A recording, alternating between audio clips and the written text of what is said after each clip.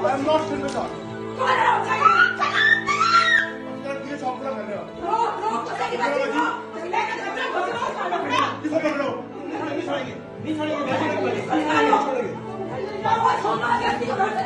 मलक रियाज, अब तो तौबा कर लो।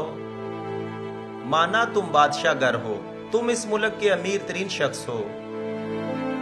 तुम लाखों लोगों को कब्जे की जमीनों पर आलमी मेयार की रिहायशी सहूलतें फराहम कर सकते हो। तुम सियासी रहनुमा, सहाफी, एंकर, मीडिया मालिक समेत सब कुछ खरीद सकते हो।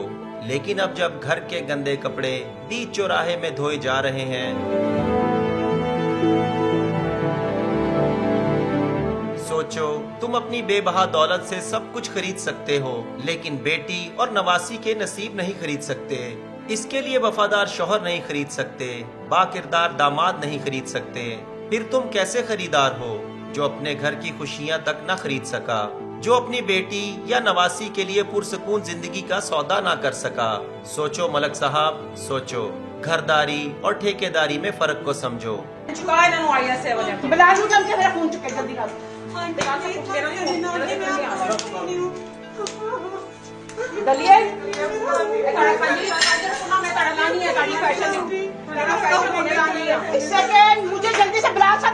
लोगों की जमीनों पर कब्जे और किसी के दिल पर कब्जे में फर्क को जानो।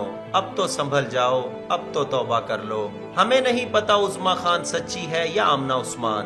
उस्मा खान ने उस्मान मलिक को अपने जाल में फंसाया या उस्मान मलिक ही बेरारू था।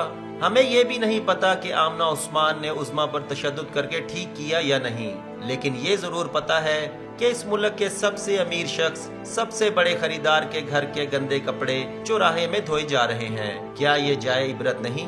क्या अब भी कोई कसर बाकी है? बस कर दे मलक साहब, रुक जाए, संभल जाए।